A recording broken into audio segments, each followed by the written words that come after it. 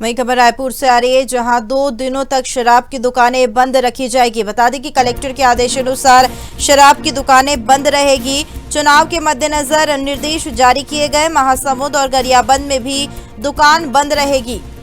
बड़ी खबर रायपुर से आ रही है, जहां पर चुनाव के मद्देनजर 2 दिनों तक कलेक्टर के आदेश जारी कर दिए गए हैं। शराब की दुकानें सीमावर्ती क्षेत्र में बंद रहेगी। बता दें कि 2 दिनों तक शराब दुकान बंद रहने वाली है। कलेक्टर के आदेश के बाद ये निर्णय लिया गया, 2 दिनों तक शराब की दुकानें बंद रहेगी।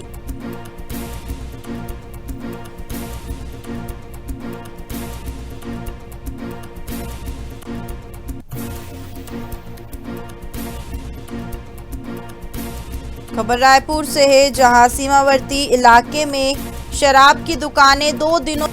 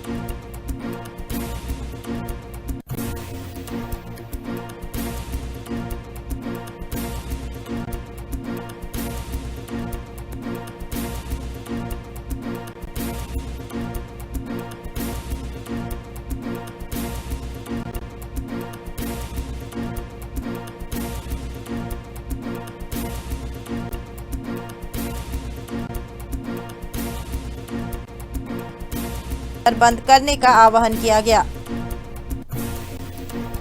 वही हमारे साथ इसी पर अधिक जानकारी के लिए छत्तीसगढ़ से स्टेट हेड सचिन श्रीवास्तव जुड़ चुके हैं।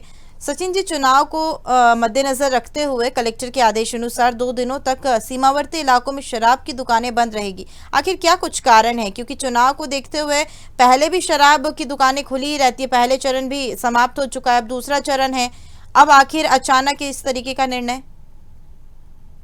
देखिए दिव्या, मैं आपको बता दूं कि इसमें सबसे पहले रायपुर के कलेक्टर ने इस आदेश को जारी करते हुए कहा है, खासकर गरियाबंद और जहां पे चुनाव है उसके अलावा भी कई जिले ऐसे हैं जहां पे जो सीमावर्ती इलाके उनको भी टारगेट किया गया है कि वहां शराब दुकान बंद रहेंगे। खासकर वो जो चुनाव वाले एरिया है जहां पर जो बॉर्डर लगते हैं उस जिले के, तो उस जिले को भी लगभग शराब के लिए बंदी किया गया है। देखिए, साफ तौर से देखा जाए तो चुनाव को मद्देनजर रखते हुए कि इसमें कोई हंगामा ना हो या फिर जो शराब जिस तरीके से बांटा जाता है उसको कैसे रोका जाए। तो देखिए, चुनाव आयोग के साथ में कलेक्टर की नई पहल है और ये पहल कहीं ना कहीं प्रशंसनीय भी है, क्योंकि इस पहल से देखा जाए तो कहीं ना कहीं इससे फायदा ही होगा।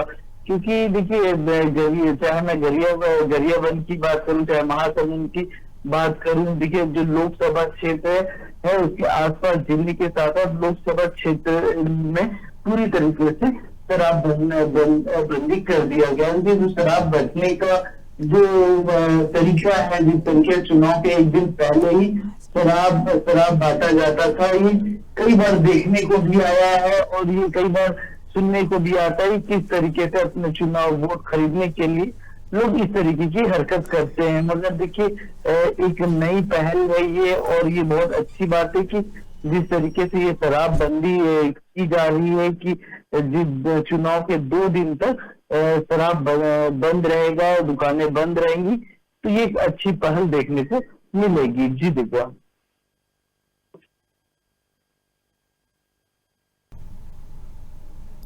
जी सचिन जी, और साथ ही साथ चुनाव को लेकर अब किस तरीके की पुलिस प्रशासन ने व्यवस्था की है मतदान केंद्रों पर?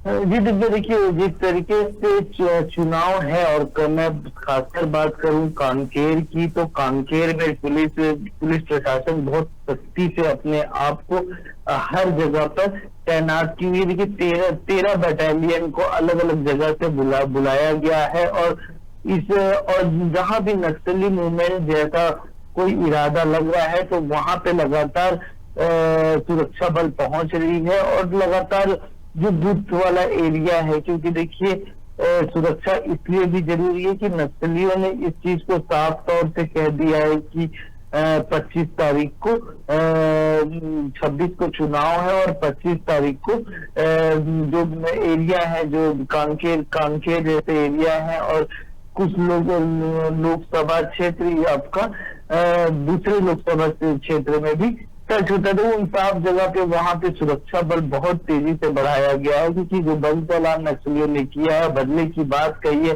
और बीजेपी के जो लोग हैं उनको मारने की बात कही गई है नक्सली द्वारा, तो इसके कारण भी सुरक्षा बल बहुत तेजी से वहां पे रखा गया है कि कोई चूक ना हो, और लोगों को आश्वासन दिया जा रहा है कि इससे कोई भी दिक्कत नहीं होगा, आप जाकर चुनाव डालिए, और जो सुरक्षा बल है वो आपकी सुरक्षा करेंगे। तो देखिए कई जगह तो देखने को मिला हेलीकॉप्टर से, जहां पे चुनाव आयोग डायरेक्ट रास्ते से नहीं पहुंच सकते थे, तो हेलीकॉप्टर के द्वारा वहां पर चुनाव की पेटियां पहुंचाई गई हैं, और ईवीएम मशीन को पहुंचाया गया है, वहां के सदस्यों को पहुंचाया गया है, जो चुनाव डलवाएंगे, चुनाव आयोग अधिकारी हो चाहे छोटा अधिकारी हो, तो वहां पे किस तरीके से व्यवस्था की गई है सुरक्षा को लेके, तो इसमें नकारा नहीं जा सकता है। जी दिव्या, चलिए ठीक है, तमाम जानकारी साझा करने के लिए शुक्रिया सचिन जी। आगे भी अपडेट्स लेते रहेंगे, बने रहिए हमारे साथ।